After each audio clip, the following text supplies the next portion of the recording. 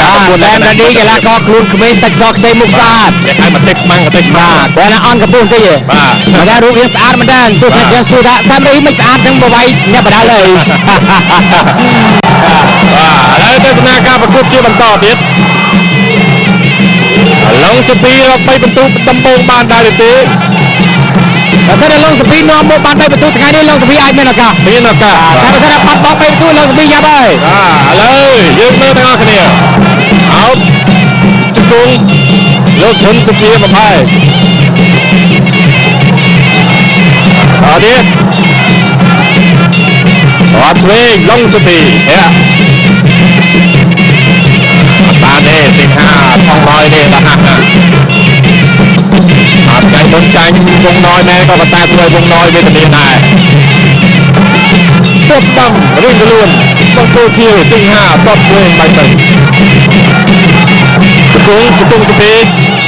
នឹងឆ្វេងអត់ឲ្យតបមកជើងស្ដាំឡុងសុភីធាក់មកជើងស្ដាំទៀតអោបសិង្ហាផងnóiជាយាមបលែងអត់ចង់ឲ្យអោបទេបំបាយសាច់ថ្មីចូល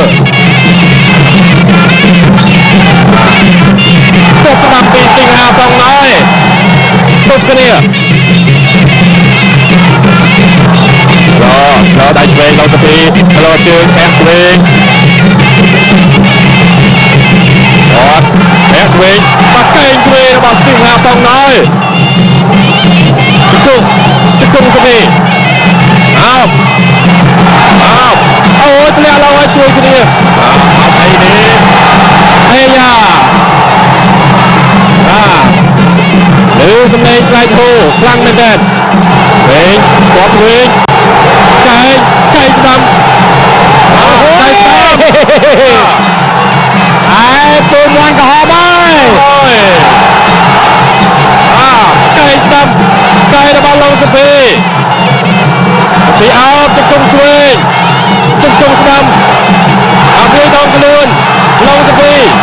អូយថ្ងៃនេះឡុងសុភីធ្វើបានល្អមែនទែនលោកហ៊ុនសុភីបំបែកស្នាមជាមកចាប់ទៅមកភេសជ្ជៈទៅកម្លាំងខារ៉ាបាវចែករង្វាន់ច្រើនជាងគេកុសភ្លាមឈ្នះភ្លាមមិនបាច់សន្សំខារ៉ាបាវចែករង្វាន់ច្រើនជាងគេម៉ូតូយ៉ាម៉ាហាហ្វីណូចំនួន300គ្រឿងនិងរង្វាន់ជាប្រាក់សុទ្ធ1 លានរៀល